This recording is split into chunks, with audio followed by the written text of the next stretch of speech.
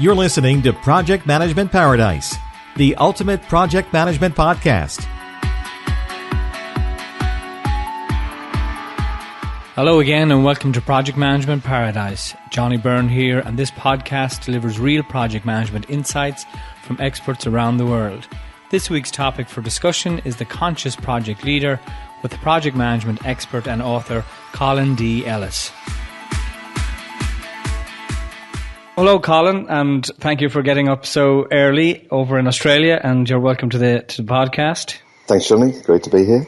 For those who may not have heard of you, Colin, can you give us a little bit of background about who you are and what you do? Sure, Johnny. I'm the author of The Conscious Project Leader. I run my own project management practice down here in Australia.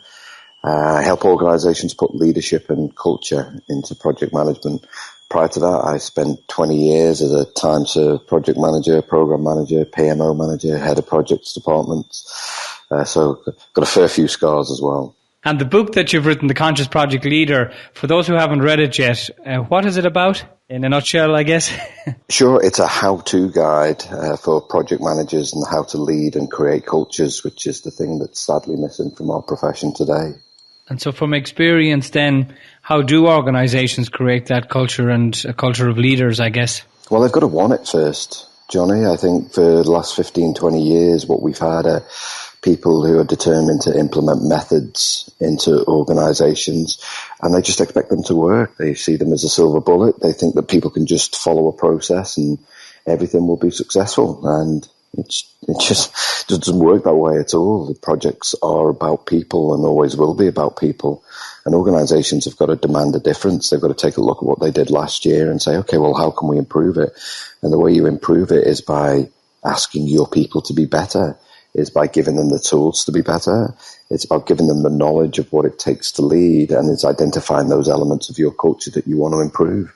So the first step to any organisation creating conscious project leaders is to demand better from project managers. And how do you identify project leaders these days? What are the skills or traits you look for? Largely it's emotional intelligence, the rise of EQ over IQ, Johnny. So you're looking for people who are good with people, which sounds like a ridiculous thing to say because all project managers should be good with people, but they're really not.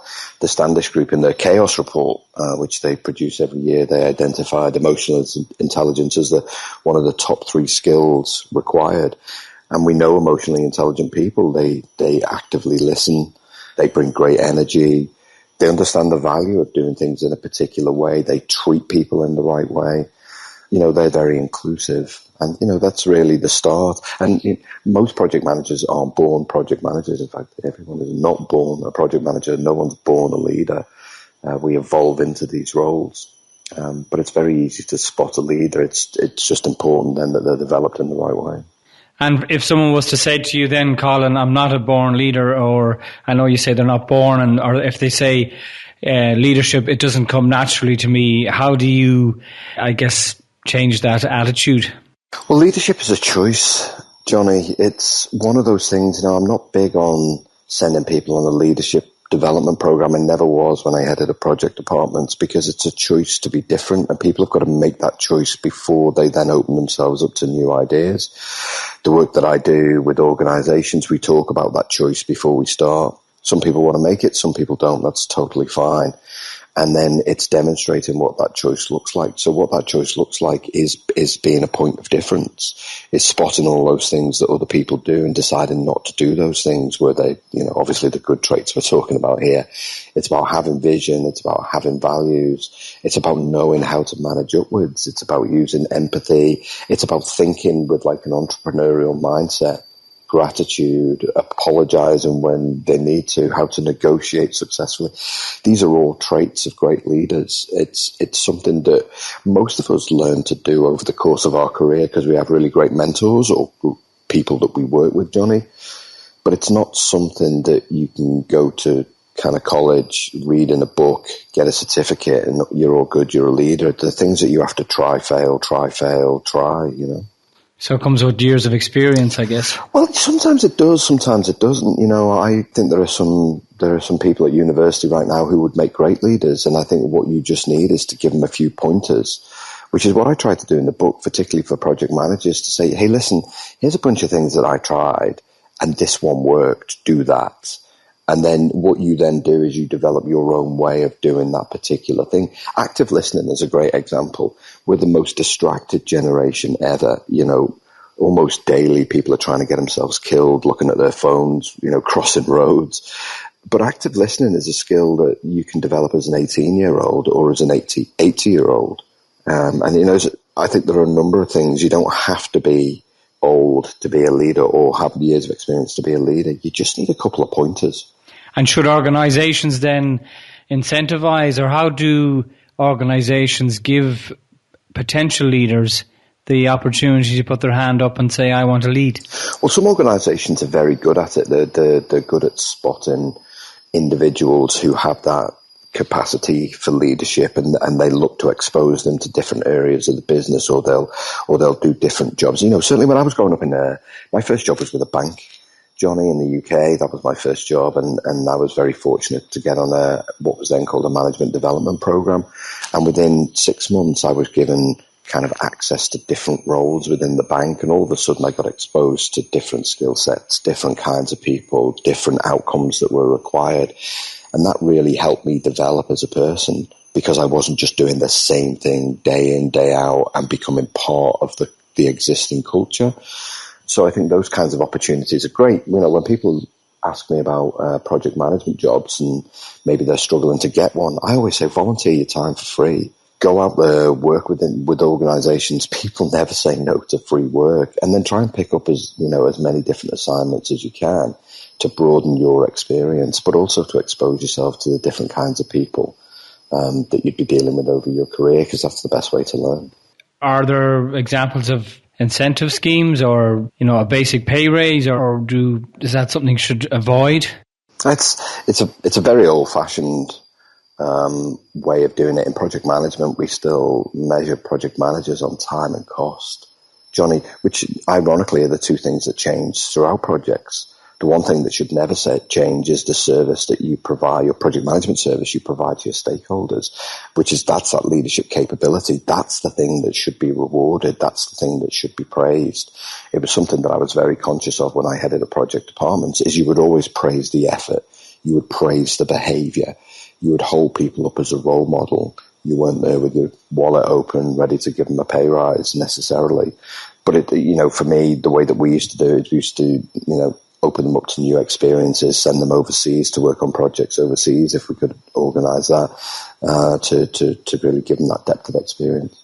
And sometimes, or would it be fair to say that we hear more about the bad projects or the projects that went wrong than the good projects, and therefore potential leaders are going, well, I'm keeping my head down, because if I become the leader of that, I'm going to be, exposed, if you like. The book's going to stop with me, and therefore I might as well just keep my head down and keep going. Do organizations really highlight the fact that, or promote the fact that projects have gone well and identify those who were the success of it?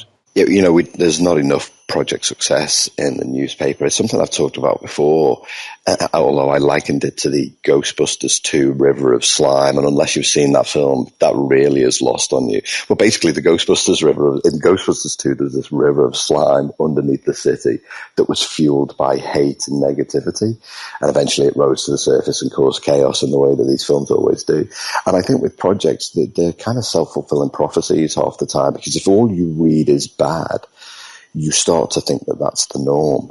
And it's kind of all right to fail. Now, so it's okay to fail if you're trying something, doesn't work out, you fail it early, you move on to something else, that's okay. But kind of accepting failure as the norm is wrong. And, organizations need to do more to promote the good that's happening within their organization. The problem with that, though, Johnny, is there isn't that much good that's happening because people don't value projects and project management in the way that they should. But definitely, the more good news stories, the better. It's something that I search for. We've got these automated searches that we do with Google for things like project failure, project leadership, project cultures, but there's also one for project success. There is the least number of stories come up every week for project success. So yeah, it'd be good to hear some more good news stories.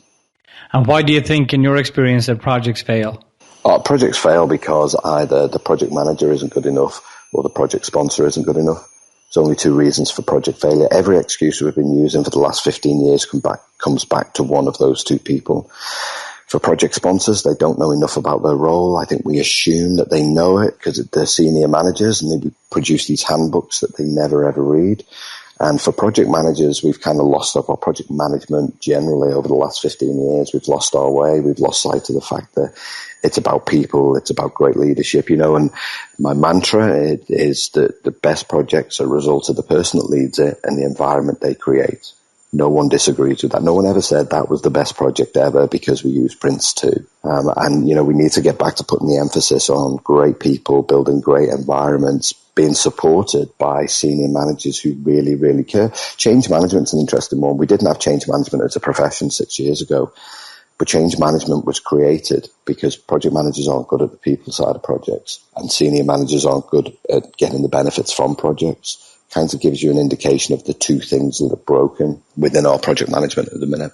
Sure, and of course organizational behavior and culture and values is also a huge part of organizations' agenda now, where, identifying those softer side of things, those softer skills. And I guess it's back to your point about people before process, I guess. Yeah, and we live in a different world now. Johnny, when I first started work in the late 80s, it was about power and control and all of that kind of stuff. That's not the world we live in now. We live in a much more conscious, empathetic world these days. And obviously there are some generational issues where people don't like those words, but kind of suck it up. That's the world we live in now. And it's really, really important that we get the people side right if you want to create the kind of cultures that organizations will thrive in. And, projects have got a unique opportunity to create their own subcultures. So you can use your projects almost to change your organization culture. And there's, I'm working with a couple of organizations year long to help them to do that. And it really works well. So all these new methodologies then, it's like everybody's looking for the next silver bullet, losing sight a little bit of the people. Well, that's right. Agile is the latest silver bullet, forgetting the fact that it's been around for 15 years. But people are like, yes, we need to do things more agile. It's kind of like, well, what you need is an agile mindset. What you need is to stop thinking that you're fixed to that one method. For me, there are three parts to project management: leadership, culture, and methods. Project managers should do all of the method stuff. They should have the certificates in Agile and PMP and Prince 2 and whatever hell else you want. It's not those things that will make you a good project manager, though. That's your toolkit. And it's important that you know that. What will make you a great project manager is you know how to lead and inspire a team of people to do great things. And you create an environment that they want to come into every day and they want to do their best work every day.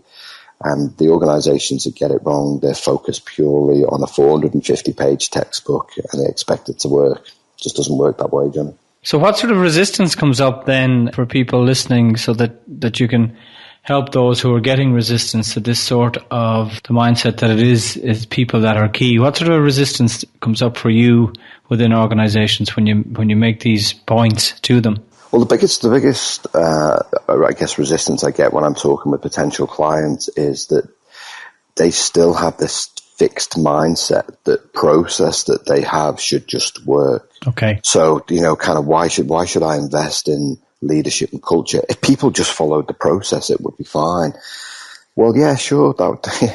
True. If they did, that would be fine. But actually, what you need is to give your people the ability to think outside of what's fixed. What you want is for them to actually use that, see the value in that process, and then use it in a way such that they give you feedback. It's not something they avoid. Most organizations still mandate. You've got to follow this process. It's mandatory. I hate that.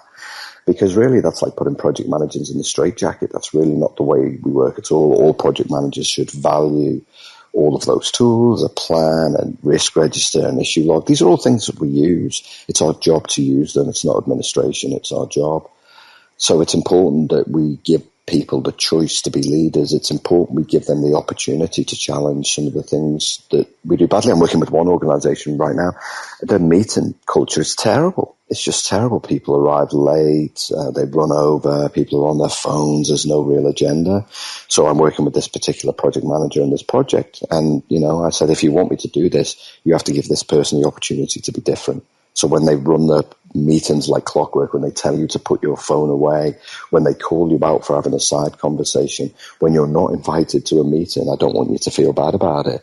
And I think, certainly with organizations, that's what they should do, is they should open themselves up to the fact that if we had people who valued what good leadership is about, they would value the processes that they've got in place. It's that way round. It doesn't work any other way around. And you give lots of talks then about project management. Are there other certain gems that you always talk about in your talks, apart from what we've covered, or is still that the main piece? Oh, no, there's lots of things I talk about, Johnny, and I'm getting quite angry at the fact that no one else is getting angry at how our profession is underperforming. The Standish Group do their chaos report every year.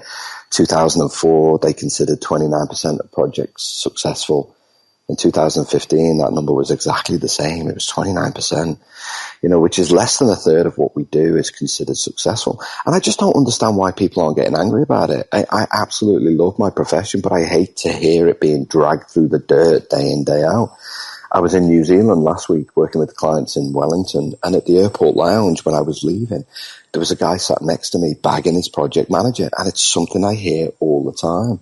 And I want project managers to want to see that improvement in their profession. I want them to start opening themselves up to different ideas, different techniques. I want to kind of stop this narrow focus on it's all about the method, because it's just not.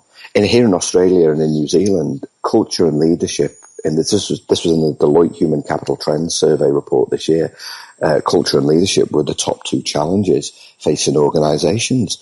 And yet I see them doing very little about it, Johnny. And, why are they not investing in this? Culture change is something that say, culture change is hard. It's only hard if people aren't committed to changing it. It's only hard if they don't create a group of people across the tiers within an organisation and say, you show us the right way to do things. And in projects, we're spending $3 trillion a year on projects. And only less than a third of those are successful. It's not good enough, mate. It's really not good enough. And it's time that people got angry. It's time to start investing in different things to lift the capability of project managers, to give them the skill set that they need to be successful. One of the things I was talking about in a speech a couple of weeks ago was the fact that I really miss the buzz of project implementation. One of those things when you're working for yourself, you don't get that kind of peaks and troughs of implementation. And I really miss that. And, I was explaining that you've got to experience that feeling just once. It's like a drug, and you want it and you want it and you keep wanting it. So starting a new project is a nightmare. You just want to get to the end to feel that buzz again.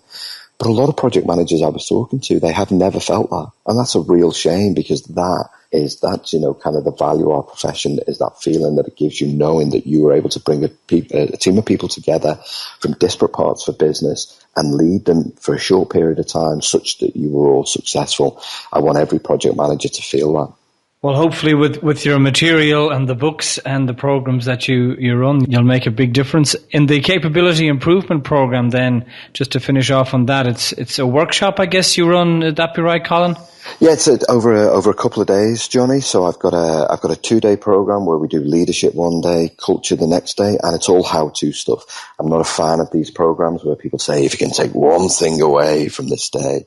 That's not what I'm about. I want people to take away like 14 things. Sure. And then the question becomes, which thing do I do first here? Very much focused on leadership, very much focused on culture, and very complementary to the method stuff that they've already got there. And it's only through the leadership and culture that you'll actually get the job done. Well, that's great. Look, it's been a mine of information for sure. If people want to, and people should, where will they find you online, Colin? They can find me at www.colindellis.com, Johnny, or they can look me up on LinkedIn, Colin D Ellis. And yeah, feel free to connect and happy to provide any more information. Well, we'll definitely include links to all of that in the show notes. And again, thanks a million for joining us at 6 a.m. in the morning. My pleasure, Johnny. I haven't been up this early since I went to see Everton in the FA Cup final in '95. What a great day that was. Well, excellent. Look, we really appreciate it, Colin, and we'll be in touch in the future. Fantastic. Thanks so much, Johnny. Wow, you could really hear Colin's passion coming through during that interview. You will find a link to Colin's website and books in the show notes at projectmanagementparadise.com/8. We'd also love an honest review on iTunes and welcome feedback about this podcast at the same link. That's projectmanagementparadise.com/8. Thanks again for listening, and be sure to tune in again next week for another great guest. Thanks for listening to the Project Management Paradise podcast at projectmanagementparadise.com.